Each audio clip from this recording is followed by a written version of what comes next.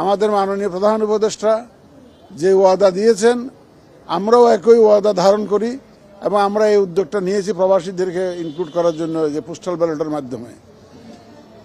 দ্বিতীয়ত, দেশের ভিতরে যারা ইলেকশনের সাথে জড়িত থাকেন, ইলেকশন কন্ডাক্টের সাথে জড়িত থাকেন, তাদের ভোটের ব্যবস্থা আমরা পোস্টাল ব্যালটের মাধ্যমে করেছি ইনশাল্লাহ। তারপরে যারা কনস্টিটিউয়েন্সির বাইরে পোস্টেড থাকেন, সরকারি কর্মকর্তা কর্মচারী, তাদের ভোটের ব্যবস্থা করেছি। যারা জেলখানায় বন্দী আছেন তাদের ভোটের ব্যবস্থা করেছে। আপনারা স্বচক্ষে দেখেছেন যে কর্মযোগ্য এবং অত্যন্ত নিরাপত্তা নিশ্চিত করেই কিন্তু এই কাজটা করা হচ্ছে। ভোটের স্যাংটিটি রক্ষা করেই কিন্তু আমরা এই ব্যবস্থাটা আমরা সম্পন্ন করার চেষ্টা করছি। আশা করি একদম সুন্দর মতো যাতে ভোটের গোপনীয়তা রক্ষা হয়, integrity of the electoral process, এটাকে ইনশিওর করে আমরা কিন্তু এই কার্যক্রমটা গ্রহণ করেছি। আপনারা দেখেছেন আমাদের পোস্টাল ডিপার্টমেন্টের সহায়তায় এবং ইন্টারন্যাশনাল পোস্টাল ইউনিয়নের সহায়তায় আমরা তো এখন রেজিস্ট্রেশন কত হয়েছে 5.5 লক্ষের মতো।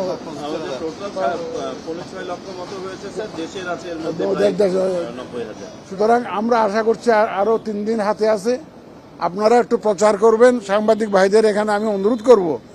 আর 3 দিন হাতে আছে, আপনারা দেশের ভিতরে যারা আছে তারাও যাতে রেজিস্ট্রেশনটা করে ফেলেন।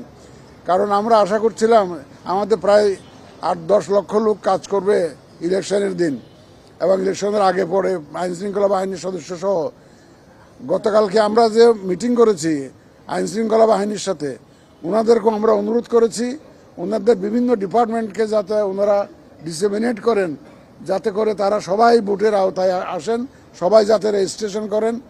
তারা আশা করি ইনশাল্লাহ এই রেজিস্ট্রেশনটা দেশের ভিতরে অভ্যন্তরে খুব দ্রুত বেড়ে যাবে আগামী 3 দিনের মধ্যে।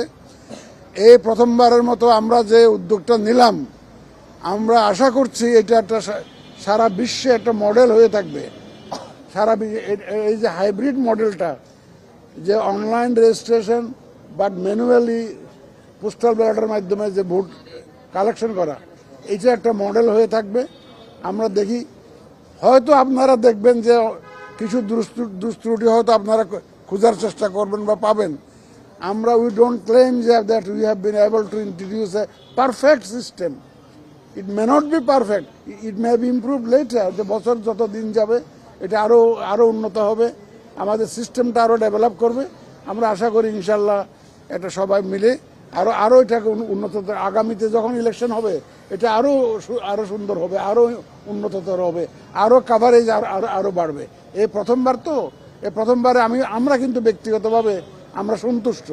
আমরা যে টার্গেট করেছিলাম, আমরা যে নিয়ত করেছিলাম, যে ধারণা করেছিলাম, আমরা মোটামুটিভাবে সন্তুষ্ট। আগামী 3 দিনের মধ্যে যদি আরও রেজিস্ট্রেশন হয় তাহলে আমাদের সন্তুষ্টি আর একটু বাড়বে। এই আরও রেজিস্ট্রেশন বাড়ানোর জন্য আপনাদের ভূমিকা আমরা চাই। বহু রকমের চ্যালেঞ্জ তো আছে ভাই, এই চ্যালেঞ্জগুলো যাতে অ্যাড্রেস করা যায় প্রপারলি।